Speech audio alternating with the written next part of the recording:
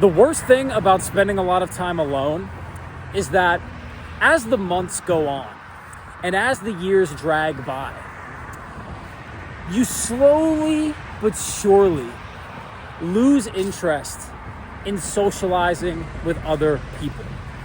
Now, I say this is a bad thing because socializing is really fun. It's a great time whenever you meet new people, and those people are full of energy. They're full of tenacity. They're witty. They have a biting humor. They dress in a quirky manner. They have a great story to tell. It's awesome to share a drink with folks you've never met before, or share a smoke, roll up a blunt, go to someone's house you've never been at before, go bowling with them, randomly catch a train and discuss philosophy, right? There are so many different ways that socializing can be incredibly enriching because the possibilities are endless. It's a creative act. But when you spend more and more time alone, what you come to believe is that this creative act is impossible. And this is something that I'm actively working against because I know that as the years go on, if I don't work against this belief that finding fascinating people is impossible, then I will manifest that belief into reality. I will manifest that idea that it's impossible to find fun people, that all the people who go out at night are lame, or they're very surface level, they don't have anything cool to say, they don't have any fascinating stories, they don't have any insight, etc., etc. If I don't work against that, I will continue to reinforce that belief.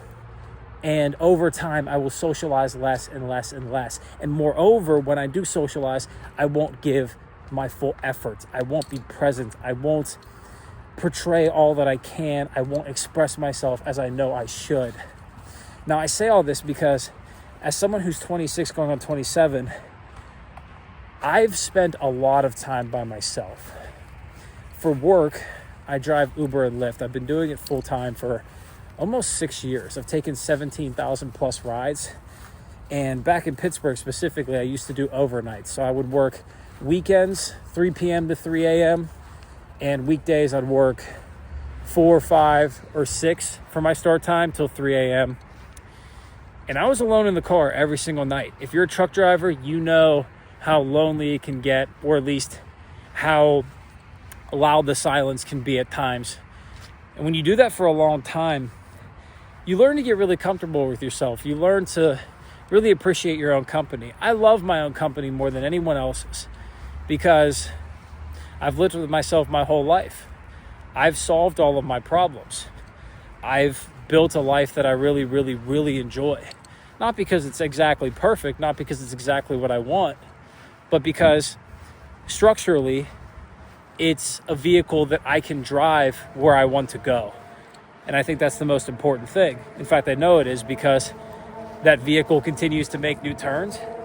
There's new twists, and those turns and twists continue to be more and more exciting, more and more thrilling. But one thing that time by myself has shown me is that if you don't get comfortable with yourself, life will be miserable. But when you do get really comfortable with yourself, you're going to have this temptation to withdraw entirely because you're going to see through people's BS.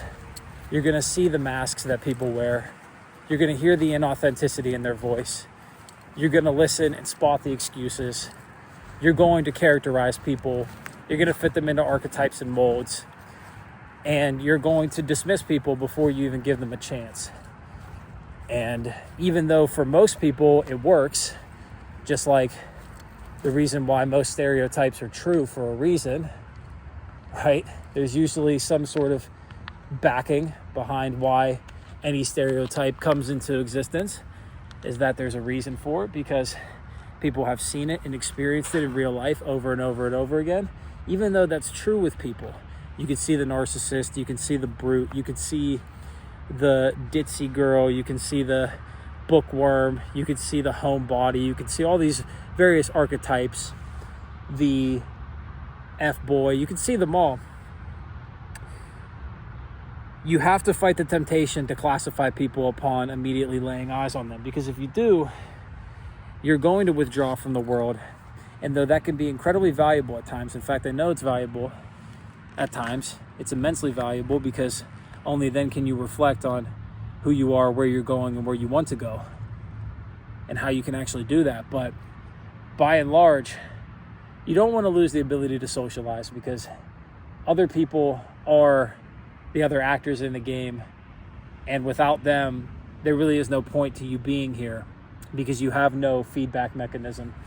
You need other people to, at the very least, bounce ideas off as a bouncy ball would whenever you're playing on the playground, as in playing wall ball. Even if you're just playing by yourself, you need other people to be the wall for you to bounce ideas off of, even if they're dull, even if they have nothing else to say. So don't lose the ability to socialize because you feel like people are XYZ, because you're getting more comfortable with yourself, because you love your solitude. There's a lot of power in solitude. There's a great book on solitude coming out that I actually learned from somebody who works in the publishing industry a couple days ago. I drove her in Chicago. Great girl, lovely woman, fantastic conversation. Hope I see her again. But at the same time, too much solitude, not necessarily the best.